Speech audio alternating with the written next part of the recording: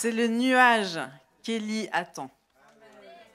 Un nuage qui est gros comme la paume d'une main et qui devient la pluie qu'on attend depuis tant d'années. Hein, elle arrive, la pluie. On a des signes avant-coureurs. Donc, bienvenue au Gospel Center Annecy. Vous avez bien fait de venir ce soir. Parce que Dieu, il a rendez-vous avec vous. Déjà, tout le week-end, hein, tous ceux qui sont venus, tous ceux qui ont eu le courage de passer par ces groupes de suivi Caleb, j'aimerais vraiment vous honorer. C'est le Père qui vous honore. Et tous ceux qui ont servi aussi, toutes les petites mains, toute la préparation, tout le... Vous savez que c'est une équipe qui se forme année après année et qui passe de servir au café et puis après accueillir ces femmes et puis après intercéder pour ces femmes et puis après soutenir le leader du groupe de suivi puis après devenir leader d'un groupe de suivi. Donc ça, c'est la multiplication que Dieu est en train d'opérer dans un temps comme celui-ci parce que nos leaders, ils grandissent. Avant, il y avait à peine un groupe et aujourd'hui, on a 5 groupes et un groupe d'hommes qui va se multiplier lui-même. Donc ça se multiplie dans la maison et ça se multiplie. Vous savez qu'on accueille des pasteurs qui sont formés, des leaders qui sont formés, qui sont après envoyés dans leur région. Ça, c'est le plan de Dieu. C'est la vie, c'est la multiplication. Donc vous êtes tous appelés. Hein, Nathanaël, il prophétisait quand il chantait pour dire que c'est terminé la tiédeur dans l'église. C'est terminé. Il y a un tranchant qui vient. C'est ou t'es froid ou t'es bouillant.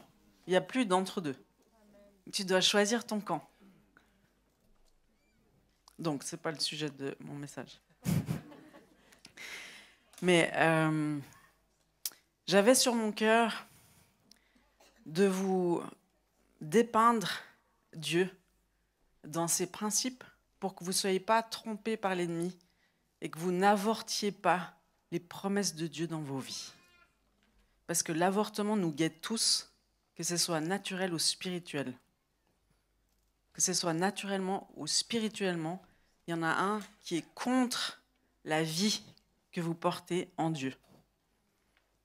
Donc il faut... Donc ce soir, je vais vous rappeler à l'ordre pour que vous soyez capables de résister à l'ennemi et demeurer en Dieu. Ça, c'est un verset dans Jacques. Demeurer en Dieu, c'est dans l'ordre. Hein. Demeurer en Dieu, résister à l'ennemi et il fuira loin de vous. Tu ne peux pas juste résister, tu dois demeurer en Dieu pour être capable de résister. Donc Heidi Baker, femme que j'apprécie, enfin que j'admire beaucoup, on va dire, que j'admire beaucoup, je me dis waouh, la mission qu'elle a reçue de Dieu. Elle a reçu un pays, le Mozambique, pas des moindres. Elle a reçu un appel missionnaire avec son mari. Vous connaissez Heidi Baker ? Une américaine normale, hein, pas habituée à la mission, et qui va vivre une vie trépidante avec plein d'épreuves et des miracles et des prodiges. Donc, il y a toujours les deux qui se côtoient. Rappelez-vous de ça déjà. Heidi Baker, elle a dit une chose, je la cite, « Ce n'est que quand, donc Dieu lui a dit, ce n'est que quand vous travaillerez ensemble que vous verrez la moisson. » Donc on peut se dire à nous, c'est Dieu qui lui dit ça, ce n'est que quand nous travaillerons ensemble que nous verrons la moisson. Jésus n'a jamais appelé des ministères électrons libres, il n'a jamais appelé des individus seuls, parce que l'autre a besoin de te compléter. Je me rappelle Aurélie, elle avait dit une chose magnifique, c'est quand tu viens à l'église, ton miracle, il est chez l'autre.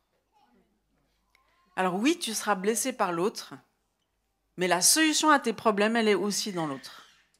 Donc tu ne peux pas venir dans l'église, tu es blessé par quelqu'un, on t'a fait une petite remarque blessante, puis tu repars de l'église. Tu as tout raté en fait. C'était le projet de l'ennemi. C'est toujours le projet de l'ennemi, c'est toujours de nous offenser pour nous mettre hors circuit, pour nous sortir de la bénédiction, pour nous sortir de la famille. Ça, c'est une stratégie très commune de l'ennemi. Elle a eu beaucoup... Je disais à Julien l'autre jour, si tout le monde était resté dans cette église, on serait plus de 2000 aujourd'hui. 2500 peut-être. Donc, le travail de l'ennemi, c'est de vous mettre hors circuit. C'est de vous éjecter de la maison du Père pour que vous ne puissiez pas accomplir la promesse qu'il a pour votre vie. Et on a tous un plan bien spécifique. Moi, c'est ce que je dis à mes garçons. Je leur dis, vous n'êtes pas arrivés sur Terre pour rien. Vous avez une mission à accomplir. Donc, le but de votre vie, c'est pas d'avoir une jolie voiture, une belle maison, une femme qui ressemble à je sais pas qui, ou un mari qui ressemble à je sais pas qui. C'est d'accomplir ta mission, celle que Dieu te donne sur Terre. Pour accomplir la mission de Dieu sur Terre, tu dois mourir à ta propre mission. Celle que tu avais anticipée, celle que tu avais rêvée. Ça commence par ça. Hein, tu voulais être une star du cinéma. Puis Dieu te dit, je veux que tu ailles au Mozambique aider les pauvres. Mais tu sais, ce qui va le plus te satisfaire, c'est de faire ce pourquoi tu as été créé. Mais pour rentrer dans cette promesse-là, il y a tout un travail. Donc, d'être ensemble, c'est toute une aventure. Hein. Mais on verra qu'il y a des choses qui vont toucher particulièrement le cœur de Dieu. Comme tu sais très bien qu'il y a certaines fleurs, si tu les offres à ta femme, ça va toucher son cœur. Oui ou non? Enfin, déjà, offre des fleurs à ta femme. Ou à ton mari, tu sais que si tu vas lui cuisiner ce petit plat qu'il aime trop, tu vas toucher son cœur. Oui? Cuisine pour ton mari, rappelle-toi. Puis tu dis, mais Sandra, elle parle jamais des célibataires, ça m'énerve. Si tu es célibataire, tu sais qu'il y a des choses que les autres vont faire qui vont toucher ton cœur. Ils vont t'appeler à ton anniversaire, il y a des choses en particulier qui vont toucher nos cœurs. Oui ou non? Oui. Donc Dieu, il est comme ça aussi, il y a des choses qui touchent son cœur. Tu veux savoir lesquelles? C'est important. On veut la communion avec Dieu, on veut sa présence, on veut sentir son amour. Tu as une part à jouer pour toucher son cœur. Donc, je vais en citer 3, il y en a certainement d'autres. Mais il y a l'unité, c'est une des premières choses qui touche le cœur de Dieu. Puis on va le voir à travers le psaume 133 qui s'affiche derrière moi. Oh, ça, c'est la nouveauté de l'année. Hein, tout est nouveau. Voici, oh, qu'il est agréable, qu'il est doux pour des frères de demeurer ensemble. C'est comme l'huile précieuse qui est répandue sur la tête, descend sur la barbe d'Aaron, qui descend sur le bord de ses vêtements. C'est comme la rosée de l'Hermon qui descend sur les montagnes de Sion, car c'est là que l'Éternel envoie la bénédiction, la vie pour l'éternité. C'est là que Dieu envoie sa bénédiction.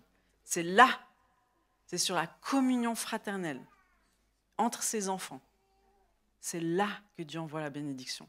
Donc tu sais que quand tu es dans l'unité, pas juste un œcuménisme forcé humain, mais une communion de cœur, c'est là que Dieu envoie la bénédiction. Et dans Acte 2, quand les disciples se sont réunis, quand ils ont communié de cœur, quand ils se sont tournés vers Dieu, c'est là que Dieu a envoyé son Saint-Esprit. Parce qu'ils étaient ensemble, pas juste dans un même lieu, comme quand nous, on essaie de rassembler les gens, on fait des pastorales, on fait des réunions interconfessionnelles, on essaie de forcer l'unité. Ce n'est pas là que Dieu envoie sa bénédiction, c'est quand il y a une unité de cœur. Et pour arriver à une unité de cœur, il faut avoir appris. Il faut avoir appris à aimer. Et c'est quoi l'amour, le vrai?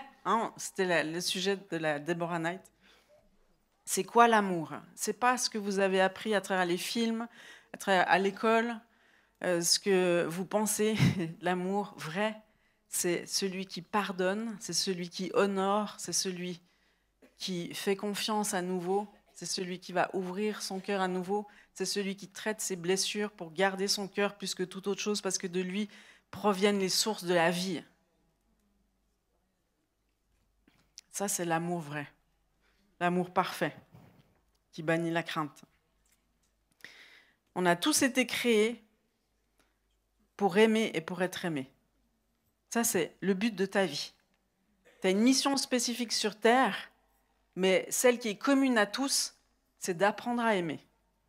À la fin de ta vie, c'est ça que tu auras dû apprendre. Oui ? Et tes enfants, tu les aimes que quand ils sont sages ? Ou tu dois apprendre à les aimer inconditionnellement ? Parce qu'on doit apprendre à faire ce qu'on voit le Père faire. Lui, il nous aime inconditionnellement.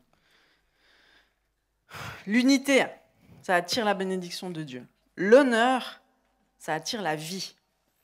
Ça attire aussi la bénédiction de Dieu. Dans Éphésiens 6, 2 à 3, ça c'est Paul qui rappelle le 5e commandement, qui est « Honore ton père et ta mère ». C'est le premier commandement avec une promesse, afin que tu sois heureux et que tu vives longtemps sur la terre. Le 5e commandement, c'est « Honore ton père et ta mère », afin que tu vives de longs jours sur le territoire que Dieu te donne. Et puis, nous, c'est ce qu'on enseigne. Quand tu honores ton père et ta mère, il y a une bénédiction qui vient. Il y a la vie qui est libérée sur toi. Ça, c'est quelque chose qui touche le cœur de Dieu. Et l'honneur, c'est une forme d'amour. Il y a une femme qui me demandait, mais ma mère est totalement toxique. Dès que je suis avec elle, c'est une catastrophe. Comment est-ce que je peux l'honorer ? Je lui ai dit, on va demander à Jésus. Il y a ce principe-là qu'on connaît, mais comment ça se concrétise dans ta situation ?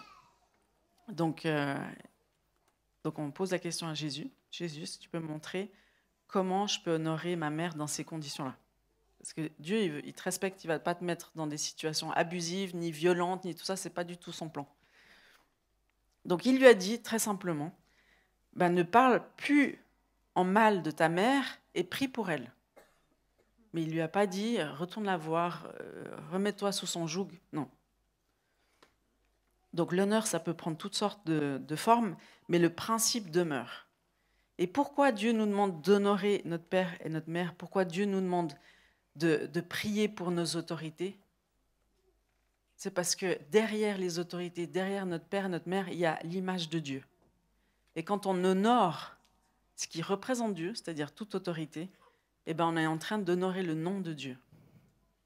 Mais honorer, ça ne veut pas dire se remettre sous un joug, mais déjà si tu arrêtes de parler mal de l'autorité et si tu commences à prier pour l'autorité, tu honores.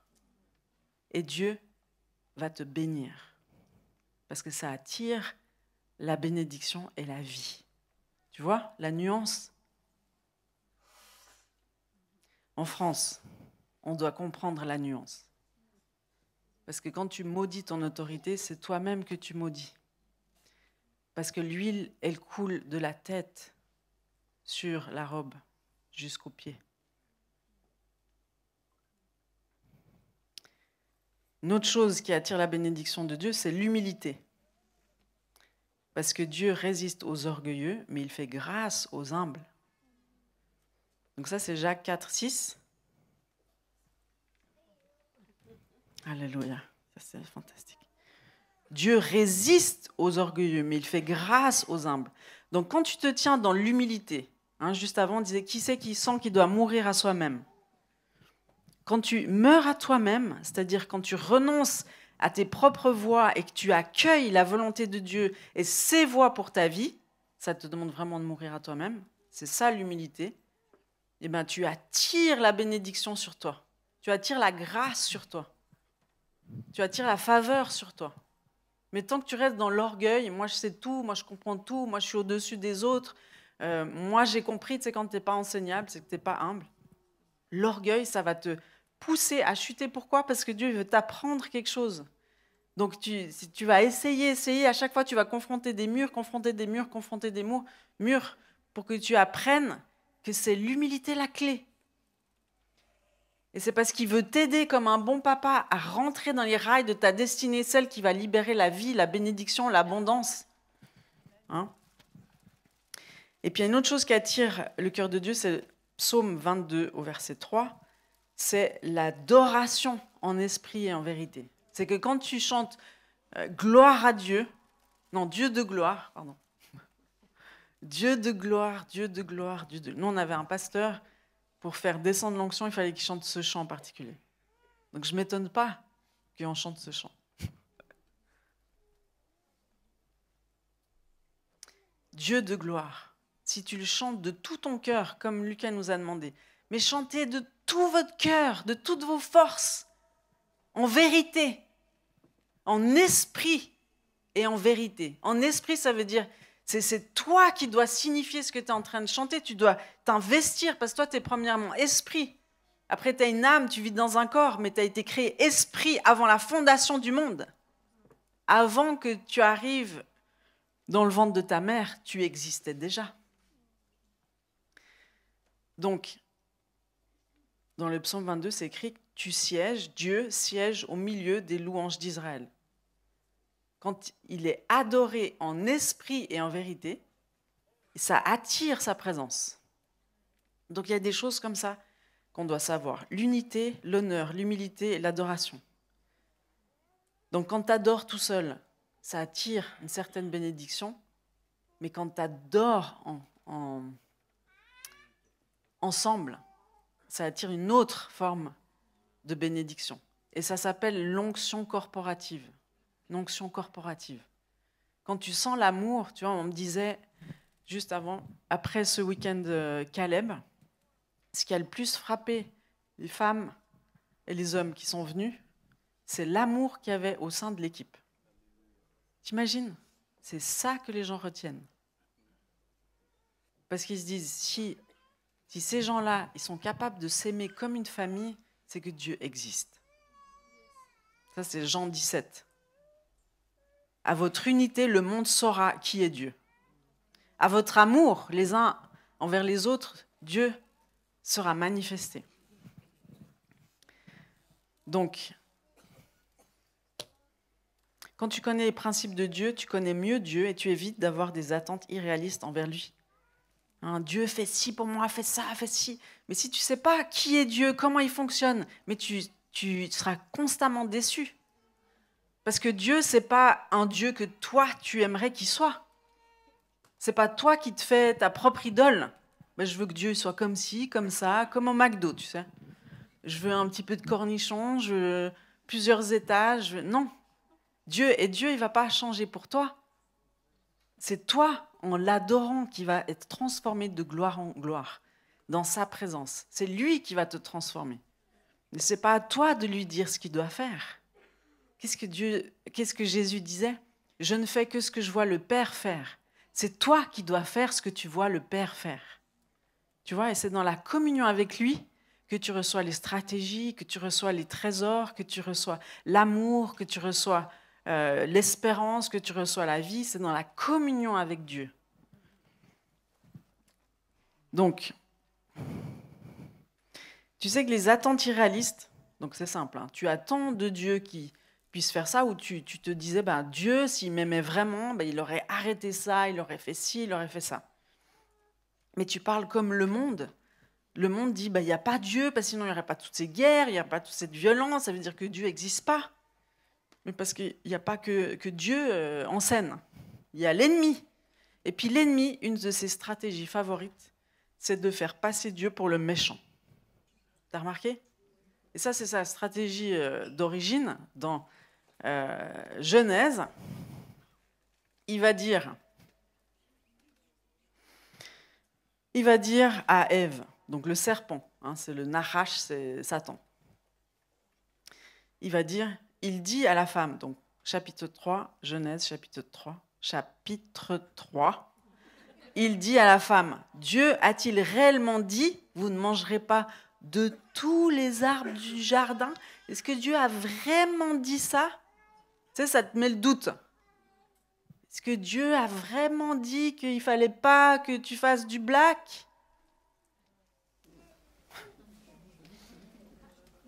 Alors le serpent dit à la femme, vous ne mourrez point. C'est un peu plus loin. Vous ne mourrez point, mais Dieu sait que le jour où vous en mangerez, vos yeux s'ouvriront et que vous serez comme Dieu, connaissant le bien et le mal. Mais Dieu sait que, tu vois, Il est en train de dire, moi, je suis mieux que Dieu, parce que Dieu, il sait que si vous mangez de cet arbre, vous allez être bénis. Donc, en fait, il ne veut pas que vous en mangiez, parce qu'il ne veut pas vous donner toutes les bonnes choses, mais moi, je vais vous donner les bonnes choses. Tu vois, tu ne reconnais pas. Tu dois être au clair avec les stratégies de l'ennemi pour y résister. Parce que si tu tombes dans tous ces pièges, ça ne va pas. Donc, faire passer Dieu pour le méchant, ça, c'est sa plus grande stratégie. Mais tu dois comprendre, à un moment donné, tu dois être assez renouvelé dans ton intelligence. Tu te rappelles ce fameux verset qui dit « Ne vous conformez pas au siècle présent », c'est-à-dire ne pensez pas comme tout le monde pense dans le monde. Ça, c'est bien, ça, c'est mal. En général, tu fais tout l'inverse, puis c'est ça qui est bien et c'est ça qui est mal. Parce qu'on vit dans un temps où le bien est appelé mal et le mal est appelé bien. Vous avez remarqué ? Donc on a besoin, quand on débarque dans l'église, on est plein de la mentalité du monde, mais on ne s'en rend pas compte. On pense comme tout le monde, on fait comme tout le monde parce qu'on écoute les mêmes choses que le monde, on écoute la même musique, on regarde les mêmes films, donc on est formaté comme tout le monde. Puis après on débarque dans l'église et puis on passe à la machine à laver de la parole de Dieu qui vient renouveler notre intelligence afin qu'on sache quelle est la volonté de Dieu. Donc si tu n'es pas renouvelé, si tu n'as pas passé par la machine à laver de tes croyances, ben tu es incapable de savoir quelle est la volonté de Dieu. Ce qui est bon, agréable et parfait. Donc là, on te résume juste que la volonté de Dieu, elle est bonne, agréable et parfaite pour toi. D'accord ? C'est simple et basique ce que je vous dis, mais il faut l'intégrer. L'évangile, elle est d'une simplicité déconcertante. Mais ce qui nous manque, les amis, c'est qu'on écoute la parole, mais on ne la met pas en pratique. Écoute la parole et mets-la en pratique, afin que tu sois heureux. Donc tu dois comprendre que Dieu est un bon papa, qu'il veut ton bien, que toutes ses lois, elles sont pour ton bien, qu'il peut et qu'il veut tout tourner pour sa gloire et le bien de chacun, dans toutes les situations. Il ne veut pas juste faire tourner la situation pour ton bien. Il veut pouvoir tourner la situation pour le bien de tous. Tu vois ? Comme il a fait avec la vie de Joseph. Pourquoi Joseph, il a dû être esclave ? Pourquoi il a dû aller en prison ? Je me dis, mais est-ce que c'est vraiment un bon papa ? C'est pour que Joseph, à la fin de sa vie, il puisse dire, vous aviez prévu de me faire du mal, mais Dieu l'a utilisé pour sauver un peuple nombreux. Donc il ne s'agissait pas juste de Joseph, il s'agissait de sauver le peuple d'Israël, qui serait mort, éradiqué, fini, terminé, donc pas de Jésus. Hein ?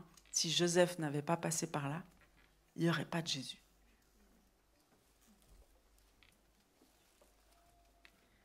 Donc, il ne s'agit pas, tu sais, je vous avais dit, les paroles 2025, en 2025, il ne s'agit pas de vous, il s'agit de Jésus.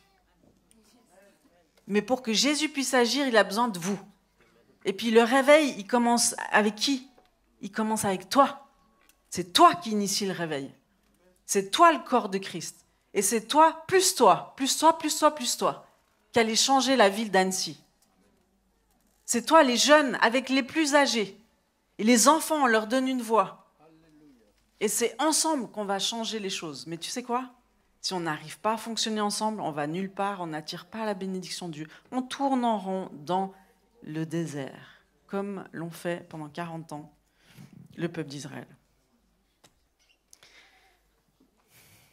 C'est pourquoi tu dois savoir que les promesses de Dieu, celles qu'il a pour toi, elles seront contestées. Et que ce n'est pas parce qu'il y a de l'adversité que ce n'est pas les plans de Dieu, bien au contraire. Donc c'est ça, là on est au cœur du message que j'aimerais faire passer, c'est les promesses de Dieu pour toi. Tu as reçu des promesses, tu sais, tu es enceinte, mais tu vas devoir passer par 9 mois de grossesse avec les nausées au début. Tu dis, oh, je suis enceinte, j'ai reçu la promesse.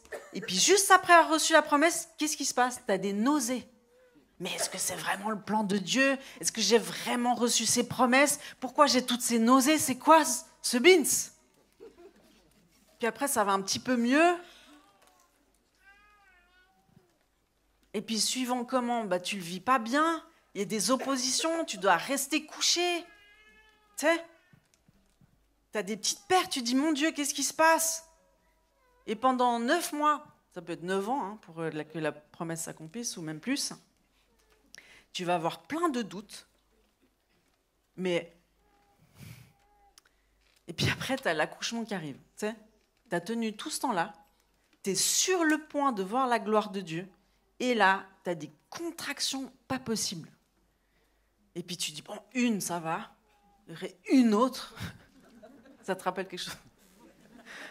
Puis après, c'est de pire en pire. Genre, tu te dis, mais c'est pas possible, c'est pas les promesses de Dieu, c'est pas Dieu qui peut m'infliger ça. C'est quoi toutes ces oppositions là? Je souffre, je vais mourir. Moi, j'ai accouché 2 fois, j'ai cru que je mourrais tellement j'avais mal. Et puis je criais. C'était incontrôlable. Alors qu'au 2e accouchement, j'entendais à la salle d'à côté une femme crier. Je disais, mais elle est folle, elle crie en accouchant, mais c'est quoi ce délire? Mais la fois d'après, ah! Pardon Seigneur de juger les autres. Tu cries et tu dis, mais est-ce que c'est vraiment les promesses de Dieu? Comment c'est possible? Et là, tu es sur le point d'accoucher, mais tu vas mourir presque. Enfin, tu vas croire que tu vas mourir. Et soudainement, le bébé va sortir.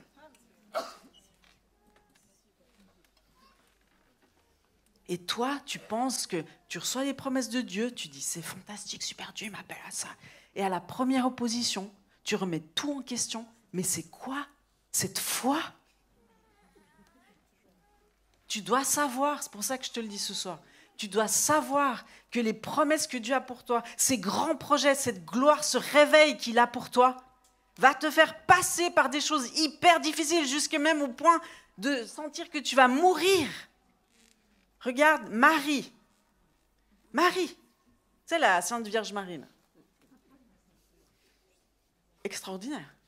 Marie, à peine elle reçoit la promesse, tu vas enfanter le Sauveur du monde. Un ange a pris le temps d'aller lui dire. Qu'est-ce qui se passe juste après? Elle tombe enceinte. Pas de mari. La honte. Faut qu'elle parte. C'est le bins. Juste après la promesse. Et toi, tu penses que les promesses de Dieu, ça va être un long fleuve tranquille? Non! Mais si tu crois ça, tu vas tout le temps avorter. Parce que tu vas te dire, ah ben alors, ça fait un peu mal, là, j'ai des nausées, j'avorte. Non! Là, j'ai l'impression que je vais mourir, j'avorte. Non! Quelle est la femme? Bon, il y en a qui le disent, mais le mari leur dit non. Attends un petit peu, dans 2 minutes, tu vas coucher. Genre, quelle est la femme qui dit, c'est bon, j'abandonne juste avant d'accoucher? Non. C'est pas le bon plan. Heureusement qu'il y a des maris ou des sages-femmes. Enfin, j'aimerais que tu comprennes. Tu sais, Dieu, il nous donne toutes sortes d'illustrations très naturelles pour nous faire comprendre le monde spirituel. Le monde spirituel, c'est pas un truc bizarre. Tu sais, il parle du mari, de la femme, que la femme, elle doit se soumettre à son mari, que le mari doit mourir pour sa femme, comme Christ est mort pour l'Église. Il y a toujours des parallèles, toujours des parallèles. Donc la femme qui accouche, qui est enceinte, qui va attendre, on ne voit pas la promesse, mais on sait. Aujourd'hui, on la voit en 3 dimensions. Si tu vas échographie 3D, tu as déjà vu? C'est très bizarre parce que ton enfant, il n'a pas de bras à un moment donné. Est-ce qu'on est censé voir les bébés avant qu'ils naissent? À la recherche du moindre défaut. L'ennemi veut avorter les promesses de Dieu dans ta vie, comme il va chercher à éliminer l'enfant que tu portes. C'est dans le naturel, c'est vrai dans le naturel, c'est vrai dans le spirituel. Et puis donc l'avortement proposé, ça va être les mensonges, ça va être les doutes que l'ennemi te suggère. Tu n'as pas assez d'argent pour faire ce que Dieu te demande. Là, tu as fait des erreurs, c'est que ce n'est pas le plan de Dieu. Là, ce n'est pas tout à fait ce que j'attendais, Dieu, tu m'avais dit ça, puis en fait, c'est ça. Non, c'est trop dur, là, Dieu, c'est trop dur. J'y arriverai jamais, c'est trop pour moi. Je suis seule, je ne suis pas capable. Tout le monde est contre moi, on m'a blessé, l'Église m'a blessé, on m'a trahi. Tiens bon, te laisse pas avoir par l'ennemi. Tu dois savoir que toutes les promesses que Dieu va déposer dans tes entrailles, elles vont être contestées. Pourquoi on fait Zoa et pourquoi on fait Caleb ? Parce que l'ennemi, dès notre plus jeune âge, il conteste la puissance qu'il y a dans tes entrailles. Pourquoi ? Parce que c'est le lieu très saint, c'est le lieu de résidence de son esprit. Christ en moi, l'espérance de la gloire. Donc tu ne peux pas, quand Dieu il appelle, il est avec, il ne te laisse pas tout seul en train de te regarder. Il prend ta main, il t'accompagne. Te donne les stratégies, te donne les connexions divines, et oui, tu vas traverser des oppositions, oui, tu vas vivre des trahisons, oui, tu seras blessé, mais il va te dire, pardonne, fais confiance, je suis avec toi, relève-toi, tu fais des erreurs, c'est pas grave, tous ceux qui arrivent à la victoire, c'est par les erreurs, regarde les bébés, comme ils apprennent à marcher, est-ce qu'ils tombent jamais ? Est-ce qu'un bébé qui apprend à marcher ne tombe jamais ? C'est par tes erreurs que tu vas avoir la victoire. Parce qu'à travers une erreur, on apprend. Mais l'école, aujourd'hui, nous montre que tu n'as pas le droit de faire des erreurs. Hein ? Tu dois avoir des bonnes notes. Sinon, tu es un nul. Il ne t'arrivera rien dans ta vie. Mais les profs, là, les bons élèves qui deviennent profs, ce n'est pas forcément ceux qui ont le plus de succès dans la vie. On a besoin d'eux. Mais dans la mentalité de l'école, on te dit que tu n'as pas le droit de faire des erreurs, alors que tous les grands businessmen, Abraham Lincoln, il a fait toutes les erreurs possibles et imaginables. Tu connais l'histoire d'Abraham Lincoln ? Ouais. Alors, plus d'erreurs que lui, je crois qu'il n'y a jamais eu. Il est devenu président des États-Unis avec un cœur chrétien extraordinaire. Tu ne veux pas juste recevoir des promesses pour ta vie, tu ne veux pas juste recevoir des prophéties. Tu sais, ça c'est typique, genre, tu reçois la méga prophétie, genre tu vas être une femme de réveil. Moi j'ai reçu des prophéties comme ça, puis j'étais là. Pourquoi on est en train de vivre la pire division dans notre église ? Jésus t'avait dit que le réveil allait arriver dans l'église et qu'on allait submerger de monde. C'est quoi ce beans ? Là ils sont tous en train de partir.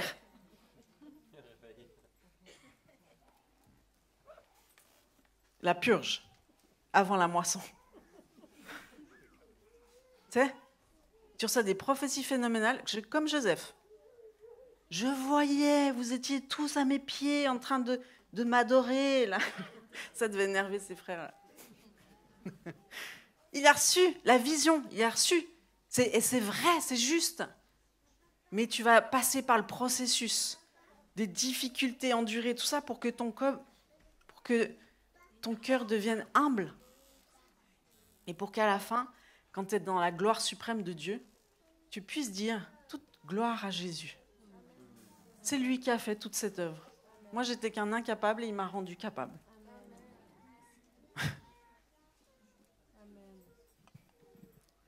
Tu dois comprendre qu'il y a un processus parce que sinon, tu ne vas jamais rentrer dans l'accomplissement des promesses. Quand tu reçois une promesse, garde-la précieusement et prépare-toi à vivre des épreuves et des épreuves. Et conditionne-toi. Tu dis, Dieu est bon, il ne m'a pas quitté, il ne va pas me quitter, jamais il va m'abandonner. Mais je dois apprendre à pardonner, je dois apprendre à aimer, je dois apprendre à endurer, je dois apprendre à travailler avec les autres, je dois apprendre pour accomplir la promesse de Dieu qui va révolutionner le monde. La promesse de Dieu, elle n'est pas pour toi. Tu sais ? Joseph, son désir, ce n'était pas d'être le pote de Pharaon. Il a appris pour sauver un peuple nombreux. Parce que quand il est passé de la prison au palace, ce n'était pas pour manger à la table du Pharaon. C'était pour bosser à fond. Bosser pour rassembler les vivres. Bosser pour pouvoir les distribuer. Bosser pour gouverner. Tu vois ? La promesse de Dieu, elle est pour changer le monde. Elle n'est pas pour toi. Donc, si je vous dis ça, hein, comme une maman qui vous rappelle à l'ordre, c'est pour pas que vous avortiez de la promesse de Dieu dans vos vies. C'est que vous puissiez la chérir et pas remettre en doute, genre, est-ce que c'est vraiment Dieu qui m'a donné ça? Si ça va pas bien, c'est que c'est pas Dieu. Non! Hein, et je parle fort un peu, là. Ça va? C'est pas... hein? Non, mais je veux pas que vous ressortiez de cet endroit sans avoir changé d'avis sur les promesses que vous avez reçues de Dieu. Je veux que vous puissiez tous rentrer dans ces promesses. Absolument.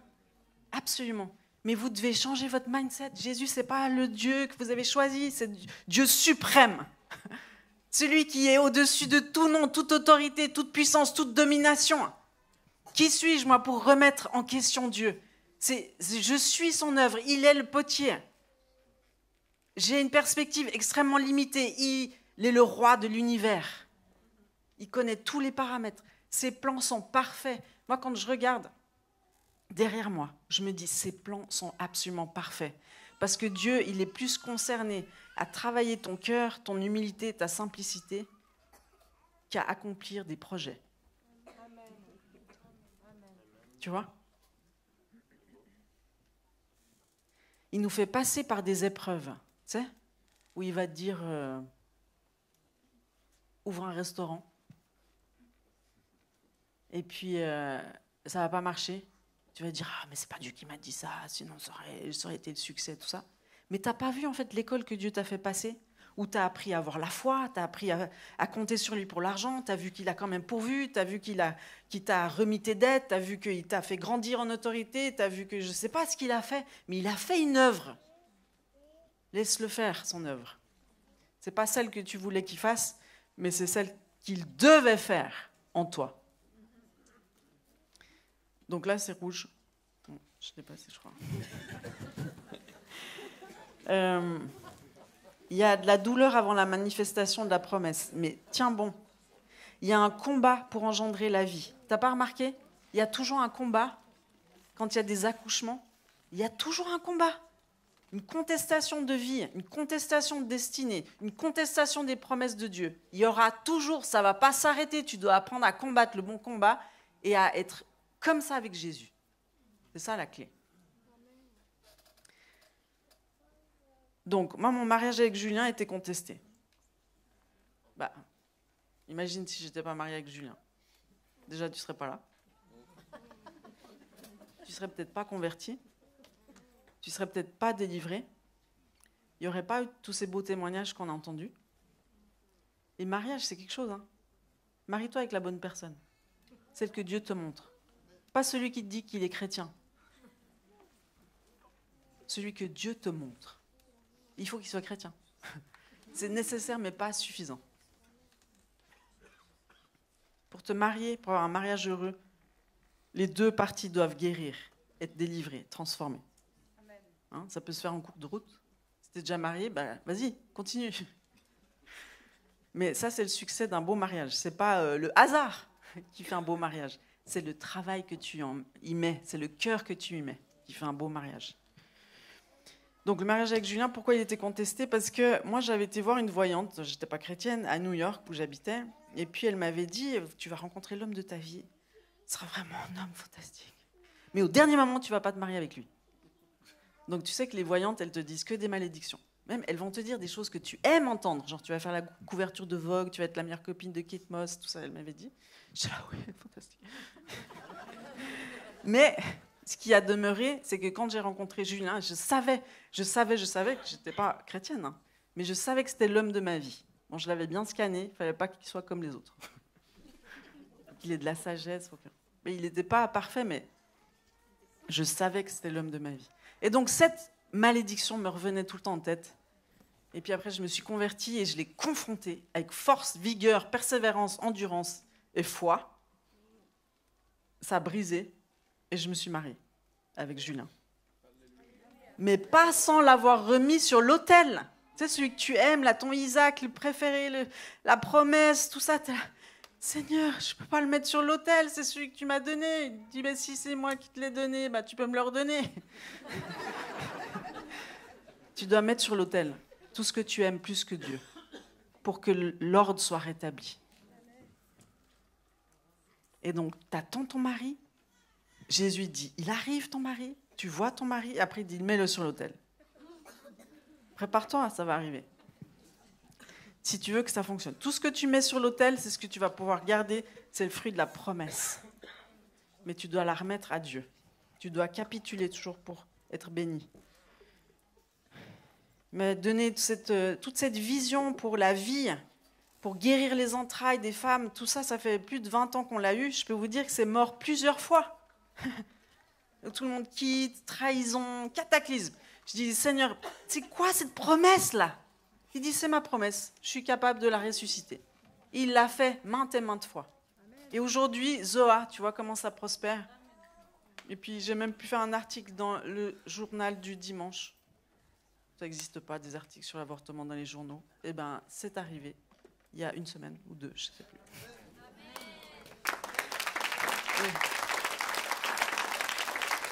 Et cette persévérance et cette endurance à s'accrocher à la promesse, eh ben, ça nous a permis d'aller au gouvernement témoigner sur les conséquences d'une IVG. Du jamais vu, les amis. Parce que on vaincra, nous les chrétiens, par le sang de Jésus, la parole de notre témoignage, et parce qu'on n'aura plus peur de mourir. Tu sais que tu peux te délivrer de la peur de mourir? Si tu sais où tu vas. C'est déjà une bonne étape.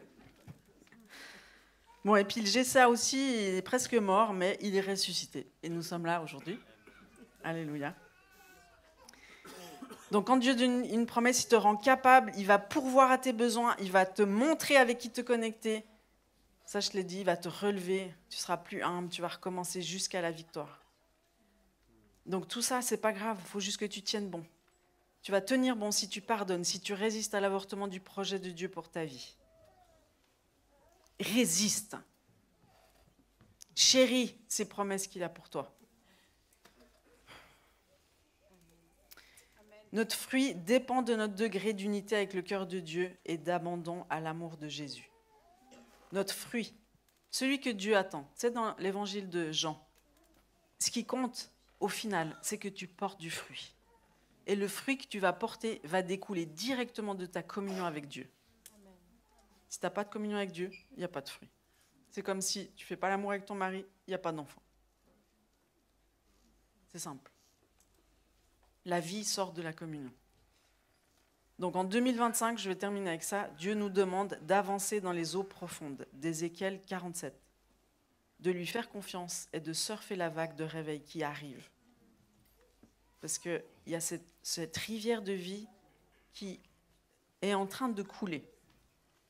C'est des petites gouttes et ça va devenir un torrent. Ézéchiel 47, 9, car là où cette eau arrivera, les eaux deviendront saines et tout vivra partout où parviendra le torrent. C'est cette eau dont on a tellement besoin. C'est cette eau que va nous amener les petits nuages qui sont déjà là. Il va pleuvoir un petit peu, et après il va tellement pleuvoir que ce sera des torrents de vie dans lesquels on pourra être rafraîchi, régénéré, restauré. Et tout le monde va être attiré par cette eau de vie. Tout le monde va être attiré par ça. Plus besoin de faire de la pub. Ils vont tous venir en courant. Et le Père veut rassembler ses enfants. En 2025, c'est ce que je disais, il va manifester et révéler ses enfants et son Église, le corps de Christ. Il va les faire éclore, il va nous faire éclore en 2025. Il va révéler son Église en 2025. Le monde va voir l'amour qui est au milieu de nous. Parce que c'est ça, il vient chercher une Église, unie. Tu ne peux plus faire sans le corps de Christ. Tu ne peux plus vivre ta foi tout seul. Tu es ciblé par l'ennemi. C'est comme une brebis qui sort du troupeau. Le loup, il va vers elle, il ne va pas dans le troupeau. Donc, comment te dire? Lève-toi. Lève-toi.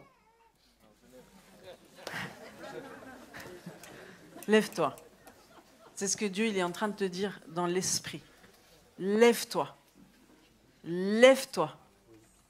Reprends ces promesses que Dieu t'a données. Ces rêves, même, tu les as abandonnés il y a plusieurs années.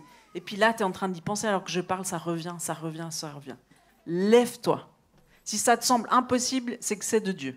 Parce qu'il veut que tu le fasses avec lui, pour que ça devienne possible. Et pas juste avec lui, mais avec d'autres avec lesquels il va te connecter. Lève-toi. Reviens dans le corps. Pardonne ces blessures-là qui t'ont fait quitter le bateau. Reviens dans le bateau. Parce que l'ennemi, il est fort pour éjecter les gens de l'église, mais très très fort. Mais je déclare que ça suffit maintenant dans le nom de Jésus. Le voleur, il est lié, il ne peut plus voler les brebis par des petites offenses, des trucs ridicules. Tu dis, mais il est en train de perdre sa vie parce qu'il est offensé par une petite remarque. Mais ce n'est pas possible. Reviens dans le corps. Oui, tu vas être offensé dans le corps, mais la solution et la façon dont tu vas accomplir tes promesses, elle est dans le corps. Dans le corps, dans le corps, dans le corps, dans le corps. Elle est dans le corps. Donc maintenant, si tu as été offensé par l'église, vas-y, pardonne dans ton cœur. C'est simple. Pardonner, c'est une décision. Tu n'as pas besoin de le sentir pour y aller. Tu dis, je pardonne. Je pardonne à mon frère. Je pardonne à ma soeur qui a dit ça m'a blessé, ça a fermé mon cœur, j'ai plus envie. Non.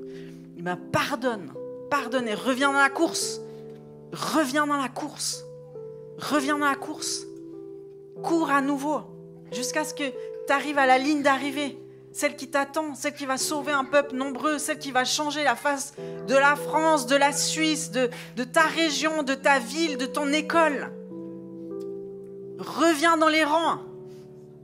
Reconnecte-toi au corps. Et j'aimerais que tu puisses sonder là toutes les zones de ton cœur qui ont été blessées, qui t'ont déconnecté du corps. Peut-être que tu es encore dans le corps, mais déconnecté de cœur. Et ça ne va pas attirer la grâce de Dieu. Ça ne va pas attirer son huile. Mais je déclare que cette année, c'est son huile qui coule sur nous. C'est cette huile qui va créer l'unité. C'est cette huile qui va nous permettre de nous aimer à nouveau.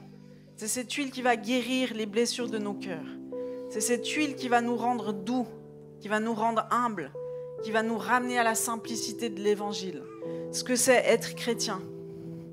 C'est simple, c'est de s'aimer les uns les autres. C'est pas compliqué, hein? Mais ça peut nous amener très loin, cet amour. Comme une petite offense, ça peut nous faire tout rater dans notre vie. Donc, recentre-toi sur Dieu. Et si tu as besoin, moi j'aimerais que tous ceux qui veulent récupérer leurs promesses, ils viennent devant, ils se mettent à genoux et récupèrent leurs promesses. Tous ceux qui ont besoin de récupérer leurs promesses parce que vous l'avez abandonné sur le chemin. Venez vite, parce qu'il y en a plein. Tous ceux qui ont abandonné leurs promesses pour x, y raison, qui ont commencé à avoir des doutes, qui ont commencé à... Venez devant. Et on va déclarer dans le nom puissant de Jésus maintenant que vous récupérez les promesses de Dieu. Vous récupérez la vaillance. Vous récupérez l'esprit de vie. Vous récupérez l'amour pour Jésus. Vous récupérez l'envie, la faim, la soif pour la communion fraternelle. Vous récupérez tout ça dans le nom de Jésus. Je déclare que l'ennemi ne peut plus vous toucher, il ne peut plus vous mentir, il ne peut plus vous tendre ses pièges devant vous, que maintenant vous allez avoir le discernement pour reconnaître ces pièges. Vous allez avoir le discernement pour surmonter les obstacles, pour persévérer jusqu'à la fin. Jusqu'à la fin, jusqu'à la fin. Celui qui va recevoir la couronne, c'est celui qui aura persévéré jusqu'à la fin, jusqu'à la fin. Dans le nom de Jésus, on veut déclarer maintenant que tu récupères tes promesses et que rien ni personne ne pourra les anéantir. Que l'avortement dans l'Église, c'est terminé maintenant, dans le nom de Jésus. C'est terminé.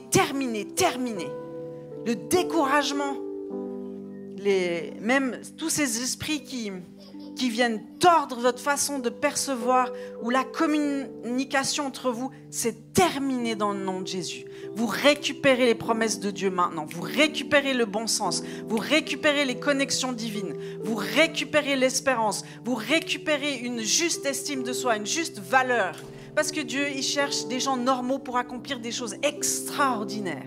C'est lui qui vous équipe, c'est lui qui pourvoit à tous vos besoins. C'est lui qui vous connecte aux bonnes personnes. C'est lui qui vous fait marcher main dans la main avec lui. Il ne va jamais vous abandonner. Il ne va jamais vous laisser sur le chemin. Tenez sa main fermement jusqu'à l'accomplissement de la promesse.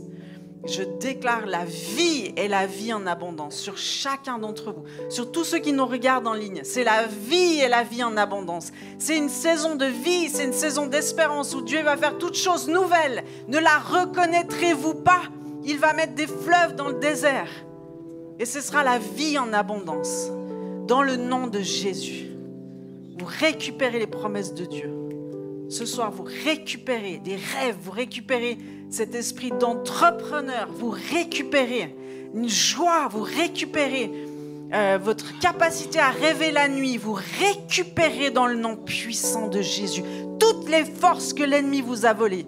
Dans le nom de Jésus, toi tu es appelé à prêcher, toi tu es appelé à prophétiser, toi tu es appelé à entreprendre, toi tu es appelé à construire des hôpitaux, toi tu es appelé à écrire un livre, toi tu es appelé à conduire les couples dans les mariages saints. Vous avez tous un appel extraordinaire. Imaginez ce que Dieu peut faire juste avec les promesses qu'il a mises dans chacun d'entre vous ici dans cette salle.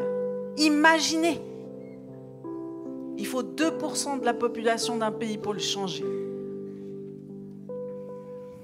Donc c'est pas compliqué. Seigneur, merci. Je brise tout esprit d'intimidation. Tout ce qui vous a paralysé dans le nom de Jésus, je vous délie de ces esprits mauvais. Je vous délie de la rigidité. Je vous délie de tout ce qui vous empêche d'avancer. Je vous délie de tout ce qui vient contester votre identité, votre valeur dans le nom puissant de Jésus. Et je vous libère maintenant pour accomplir ces promesses extraordinaires. Je vous libère dans le nom puissant de Jésus. Merci Seigneur pour tes anges qui viennent. Tu viens montrer Jésus, les vaillants héros que tu choisis au milieu de nous ce soir. Merci Seigneur Dieu. Merci pour ce que tu fais dans l'esprit.